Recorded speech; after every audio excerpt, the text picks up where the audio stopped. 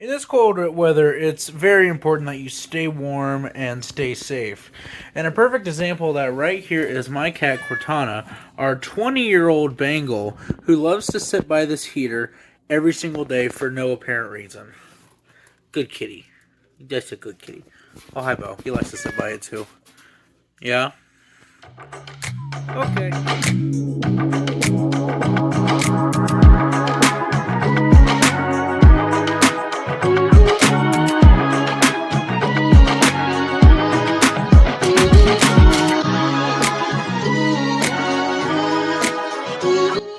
And welcome to the show, reptilian and exotic pet friends. I thought I would share some of my morning routine with you guys.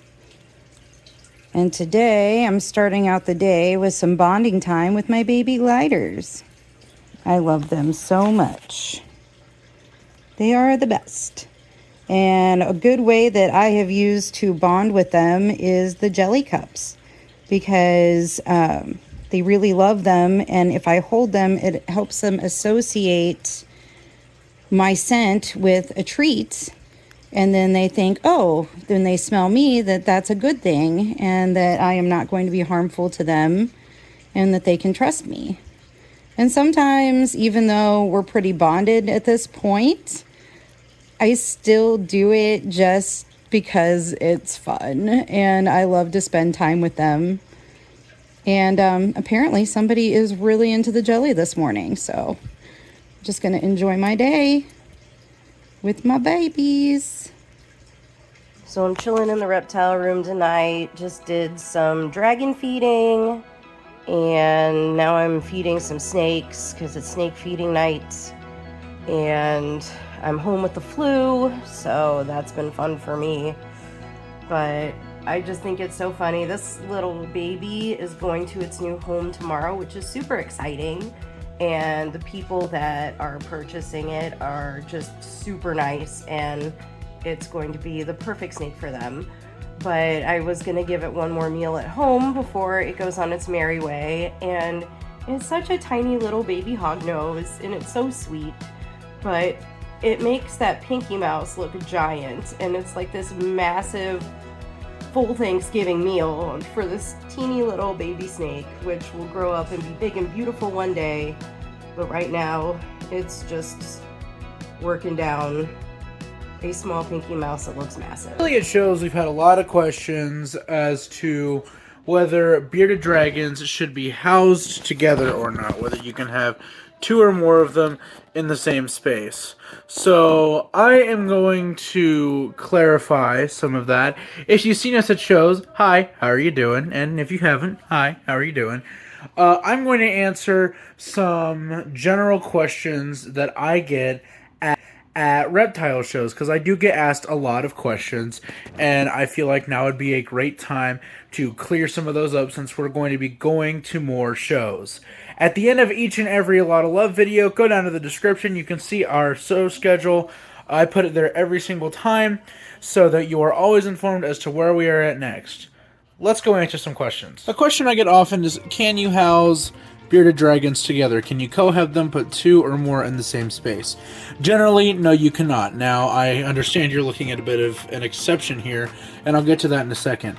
Typically, what will happen is they will fight each other and get very aggressive towards each other, and it's not generally a very happy time for anybody involved. If you are thinking about doing or putting more than one bearded dragon in the same enclosure, first off, make sure it's big enough. This is a 4x2x2 enclosure. We've been using these for a while now. It's got plenty of room so that both of them could be in their own separate spaces if they want to be. And then also, make sure you have a decent amount of experience with bearded dragons in the first place. Make sure you understand some of their behaviors and how they operate, or else you might not be able to do it effectively. And the final thing is run tests. We ran different test trials for about a month, and we watched them very closely to see how they would react to each other, and they've done very well. We haven't had any altercations, and They've done very. I mean, they're best friends. They were just cuddling a second ago before I moved them apart. But yeah. So you want to make sure you're doing test runs. I would not recommend doing it if you've just gotten your bearded dragon, or if you haven't been doing reptiles for very long. I don't recommend it at all if you can avoid it. However, we needed the space, and so we were able to get these two to work out, and luckily I say it's done fine, and they're very cute together. We've got this nice little tank layout done for them, but yeah, so they're happy together, but that won't always be the case. Hi. The next question that I get is, do we sell axolotls? Do we breed axolotls? Do we sell them? No, we don't. I am fully aware that our name is A Lot of Love, as you have seen for the past couple years now. But we do not sell or breed axolotls. We can give you some great pointers on where to go if you'd like to buy an axolotl. We do have a video on general axolotl care if you'd like to check that out on our channel. But we ourselves do not sell or breed axolotls. Now, we do sell little axolotl keychains, plushies, things like that. So if you're wanting an axolotl but don't want the responsibilities of an axolotl, you can get a stuffed one. Those are great. But the reason that we are A Lot of Love is because of where we started. We started with the two axolotls out in the living room about a few years ago, and we kind of called it A Lot of Love because we have it's a pun. I don't know how else to explain it. It's a pun. So, yeah, we have never sold or bred living live axolotls. So I just kind of wanted to clarify that so that we can all just have a good time. The next question we often get asked is, can I hold this? Can I hold that? Can I pet this? You know, things like that. And it's very dependent on what you want to hold. Typically with the adult dragons, we will say yes, unless there is some kind of issue. But one thing I want to say is, before you touch or hold any vendor animal ever, always apply hand sanitizer to your hands. Even if you just put some on at the last booth and you just came over, I would strongly advise you to put some on still, because you have no idea what bacteria just transferred from one place to the next, and you don't want to get any animals sick. So after you apply hand sanitizer, adult dragons we will generally let. Snakes that we have, we will let most of the time, unless they've either just eaten or if we've noticed some trouble with them throughout the day. Baby dragons, unless you're trying to buy one, like this guy here, he's just chilling on my hand. We will not let you hold these unless you're trying to buy them, because they're a lot more fragile and can have a lot more issues. So yeah, he's sleepy, but yeah, we typically won't let geckos. It's also very dependent.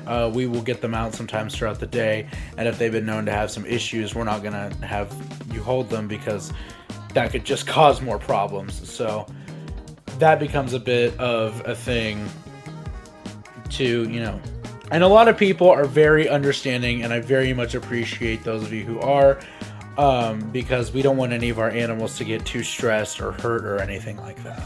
The last question that I'm going to answer today that I get a lot, and if you have more questions, please feel free to ask me either in the comments or when we're at Expos live.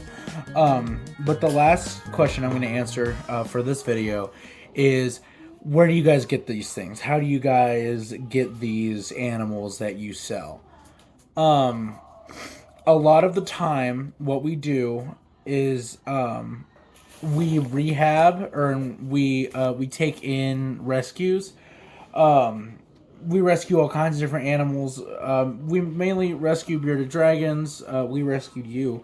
We mainly rescue bearded dragons. We get those in a lot. Sometimes some geckos will come our way as well, and a few snakes every once in a while. But what we do is we rescue them. They either come to our front door, or we go out and we get them, depending on how far it is. We don't want to go too far. But we'll do that. We'll bring it and we'll check it. We'll, you know, if it needs some soak and water, some hydration, we'll give it that. If it needs something like, you know, if it's malnourished, we'll take care of that. We'll socialize it. We'll get it ready to go so that you at home can adopt it and enjoy. We rescue, we rehabilitate, and we rehome. That's what I tell everybody. It's really interesting to do. Sometimes the animals that we get in are super cool, and the owner just couldn't take care of it anymore, and so they're super cool to work with. Other times there can be some problems that we have at first with some of the animals that we get. So we want to make sure that they are absolutely ready to go. A lot of the times we are holding animals back from going to shows until they are absolutely ready. So that's kind of that's a thing that we have going on. So like I said, that's the last question I'm going to answer for now. So if you have any more questions, please feel free to ask. So we are actually in Fort Wayne, going home now on a glider mission. We had somebody reach out to us that needed to rehome 6 gliders, and you know, where better to come than our house. So we've got some running around in the cage in the back. I've got some in a pouch right here. And they're all a little undone and grumpy right now, obviously, because we moved their cages. They're in a car and they're like, what the heck is happening? But we're super excited to get these guys. We're going to have a lot of fun with them. And going to raise up some babies that came with them and just enjoy them, right? And my chauffeur here and Muscle has been an awesome help today. Turn right onto East State Boulevard. And so we're going to work on getting these guys home and getting them set up, and we'll show y'all what's what when it's done.